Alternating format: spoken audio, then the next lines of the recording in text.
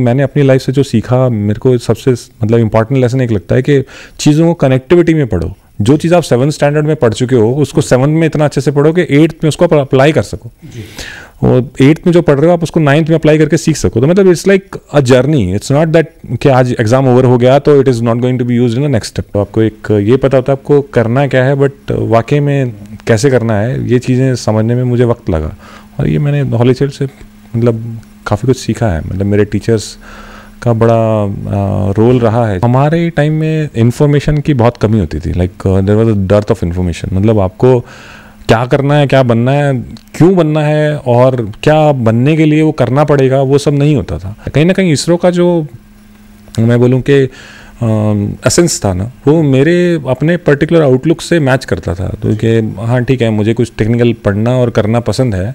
I take things as a challenge. It doesn't matter for me being an mechanical engineer. This is मतलब एक stereotype होता है ना किसी का, मेरा नहीं था। DNI पर सबसे पहले खबरों की अपडेट के लिए सब्सक्राइब करें और बेल आइकन को दबाना ना भूलें।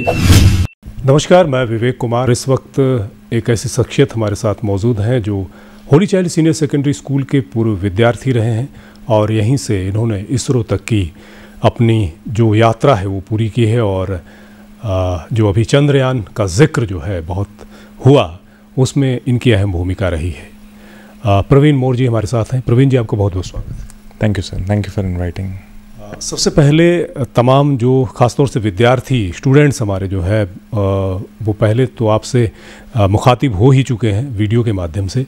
मैं जानना चाहूँगा कि इस विद्यालय को लेकर, स्कूल को लेकर किस तरह की यादें हैं आपकी? मेरा एक्चुअली बहुत पॉजिटिव एक्सपीरियंस रहा है सर स्कूल के लिए। मैं I was like in English term if you call I was kind of a bad apple. तो I have been shaped and maybe जो आज हूँ मैं, शायद उसका फाउंडेशन यहाँ से पड़ा है। देयर वाज अ टाइम मुझे सच में मतलब ये रियलाइजेशन नहीं था कि चीज़ें कैसे पकड़नी है और कैसे पढ़नी है। And during that time this school has played a very important role. चीज़ों को समझना, कैसे देखना है। May be the kind of exposure I got with my friends, चीज़ें कैसे मतलब होता है ना, मतलब आपको एक ये पता होता है आपको करना क्या है, बट वाकई में कैसे करना है ये चीज़ें समझने में मुझे वक्त लगा। और ये मैंने हॉली चाइल्ड से मतलब काफ़ी कुछ सीखा है। मतलब मेरे टीचर्स का बड़ा रोल रहा है चीज़ों को ढंग से मतलब समझाने में, या मैं कहूँ एक होता है पढ़ना एक चीज़ है, बट उसको अप्लाई करना और उससे वो निकाल पाना जो उसका इंटेंडेड पर्पस है, कहीं ना कहीं वो मैंने पकड़ा है यहाँ से। बिल्कुल बिल्कुल। एक चीज़ और जानना चाहेंगे, जैसा कि आज आप आए और विद्यालय की अलग अलग कक्षाओं में आपने जो है विजिट किया, आपने तमाम विद्यार्थियों से इंटरेक्ट हुए, कैसा लगा आपको? किस तरीके से मुझे लगता है वो दौर भी याद आया होगा जब आप खुद क्लास में होते थे। हाँ जी, हाँ बिल्कुल। कहीं ना कहीं आप अपने आप को उन्हीं बेंचों पे कहीं एक जगह बैठा हुआ आप महसूस करते हो। Being a backbencher, I had an attention to be, at least connected with somebody sitting in the back. And yes, definitely. मैंने जब शुरू किया ना, कुछ चीज़ें मैंने पूछी उनसे, तो मैंने अपने अंदर एक्सपेक्ट किया था शायद कोई आंसर नहीं कर पाएगा, बट एक दो बार मुझे सरप्राइज़ हुआ। मतलब कुछ बच्चों ने आंसर भी किया चीज़ों का, और वो ओरिएंटेशन जो मैं मतलब एक्सपेक्ट करता हूँ कि एक बच्चे का होना चाहिए किसी सब्जेक्ट से रिगार्डिंग, वो था कुछ बच्चों का। It's very commendable actually. ISRO की यात्रा कैसे आपकी हुई, कैसे आप वहाँ तक पहुँचे, वो सफ़र किस तरीके का हुआ? देखो, आउटलुक एक ही था कि कुछ टेक्निकल पढ़ने को मिले, कुछ टेक्निकल करने को मिले, तो एक आउटलुक था ही। अगर मतलब जॉब प्रेफरेंस की बात करो तो there was some number of, मतलब जैसे होता है ना, जब आप प्रिपेयर करते हो तो आपके एग्ज़ाम निकलने शुरू होते हैं, तो एक के बाद एक आपके पास रिजल्ट आते हैं सामने। Then you got to choose, unless you मतलब नॉट इन अ पोजीशन कि आपकी प्रिपरेशन वहाँ तक पहुँचे जहाँ से कहीं ना कहीं अबव एवरेज एक्सपेक्टेशन बनती है आफ्टर एन इंजीनियरिंग ग्रेजुएट। तो जब तक वहाँ नहीं पहुँचती तब तक आपका एक आउटलुक नहीं होता है कि आप अपने बारे में नहीं सोचते क्या मतलब क्या ये जॉब प्रोफाइल मैच करता है मेरे आउटलुक को या नहीं करता है। But when you reaches to that level, the thought process आता है कि अच्छा मैं अप्लाई कर रहा हूँ एनजीसी में, या मैं अप्लाई कर रहा हूँ ICL में, या एनटीपीसी में कर रहा हूँ, या DRDO, इसरो या BRC कर रहा हूँ। इनमें क्या डिफरेंस है एक्चुअली, क्या एक्सपेक्टेशन है जॉब का, और क्या ये प्रोफाइल मुझे क्या डिलीवर करने वाला है। एक कॉमन लेवल ऑफ अंडरस्टैंडिंग रहता है।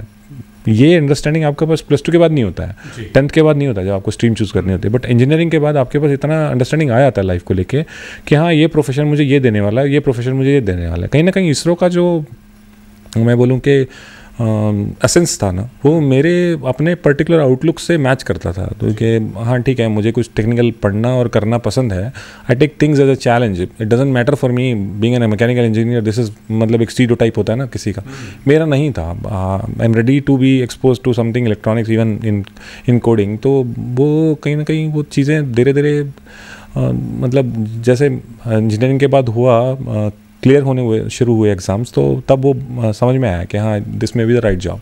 That time I made my mind कि हाँ मुझे जॉब करना है, तो this is the right option to apply for. Praveen ji, आपका जो दौर था उस दौर में जिस तरीके से आप लोग बहुत सी चीज़ें आप लोगों को नहीं भी मालूम थे कि क्षेत्र में जाना है, किस तरह के कॉम्पिटिटिव एग्ज़ाम्स होते हैं, उस दौर से लेके आज में कितना बदलाव आप देख पा रहे हैं?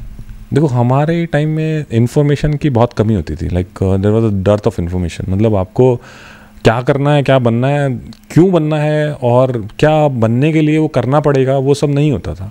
बट आज के दौर में which I can see from a distance, like it's not that I am an applicant today, but at least being at the level of understanding कि हाँ टेक्निकल, नॉन टेक्निकल और मैं बोलूँ मैनेजरल पॉइंट ऑफ व्यू से क्या requirement है market का, क्योंकि आप ही नहीं, आपके साथ वाले भी ग्रो कर रहे होते हैं ना पैरेलल फील्ड्स में, तो आप उनको देख के समझ पाते हो कि अच्छा ये पर्टिकुलर डोमेन में जाने के लिए आपको ये करना पड़ता है। तो आज के दिन मैं देखूँ तो मुझे समझ में आता है कि आज के दिन इन्फॉर्मेशन बहुत अवेलेबल है, and that information somehow is causing confusion आज। मतलब आपको 4 चीज़ें नहीं बन सकते आप लाइफ में, आपको फोकस रहना होता है कि आपको हाँ ये करना है, तो कंपैरेटिवली वो गोल अचीव करना थोड़ा आसान हो जाता है। तो आप चारों फील्ड में सपोज अगर इफ़ आई एम अबव मतलब एवरेज, मैं मेरे पेंटिंग स्किल्स हैं और मैं स्पोर्ट्स में भी एक अबव मैं एवरेज हूँ, तो मेरे लिए एक चैलेंज आ जाता है other shall opt for sports और मे बी ड्राइंग।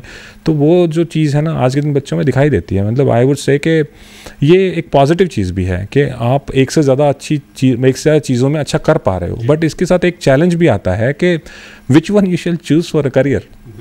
तो वहाँ आज के दिन बच्चे खड़े होते हैं, मतलब दिखाई देता है ये देख के कि हाँ आज के दिन बच्चों के पास वो इन चीज़ों में अच्छे हैं, इसमें से चूज़ करना है। Whereas in our time we were not knowing which one we are better at, maybe because of skill development इतने अपॉर्चुनिटीज़ नहीं होती थी जो आज के दिन इंटरनेट लेकर आया है हमारी लाइफ में, जो पहले नहीं था। बट ये है, दिखाई देता है ये। बात चंद्रयान की कर लेते हैं, उसमें किस तरह की भूमिका आपकी रही और किस तरह की यादें हैं उस अभियान को लेकर? एक्चुअली चंद्रयान या फिर कोई भी इसरो का प्रोजेक्ट, हम लोग क्या करते हैं, मेरा जो डोमेन है मेरा नॉन डिस्ट्रक्टिव टेस्टिंग का डोमेन है। मतलब बिना तोड़े किसी चीज़ को टेस्ट करके क्वालिफाई करना, एक कॉन्फिडेंस लेवल मैनेजमेंट को रेसिप्रोकेट करना कि या this component is worthy enough to fly. We have been given some standards जिनमें से आप स्टडी करते हो क्या है ये स्टैंडर्ड जो है, या मैं बोलूँ कि ये रिक्वायरमेंट जो है ये फुलफिल होती है इस क्योंकि कोई भी प्रोडक्ट जो होता है वो डिफेक्ट फ्री नहीं होता है। It's like human being, nobody is defect free, everybody is having a defect, but those people, those who are even with the matlab some kind of lacuna or maybe some minor things, but they may be fit for a certain job, but doesn't mean that कि कोई idealistic choice रहता है कि 100% perfect, कुछ ऐसे components में भी होता है। 100% परफेक्ट नाम की कोई चीज़ नहीं होती, but keeping everything in context, this may perform to the extent of expectation of the mission, that component shall fly and other component shall be kept apart for somewhat maybe lesser what do you say stress exposures missions or something like that. Chandrayaan was like one of the missions in which there was no stone left unturned, जिसमें आपको component जो है deliver करना है और वो component that shall perform to the extent of expectation. तो इसीलिए ये एक स्पेशल रिक्वायरमेंट था इसरो का भी कि जिसमें चाहे प्रोपल्शन सिस्टम है, हर कोई चंद्रयान 2 से सीख चुका था कि you shall not leave any scope of, मतलब होता है ना, मतलब मिस्टेक या पॉसिबिलिटी ऑफ इवन मिस्टेक। हमारे यहाँ बोलते हैं ना जैसे probability is a term which is being used in engineering and even with a scientific background people, probability of achieving something and probability of performance. So that probability of performance is being enhanced with the help of a testing.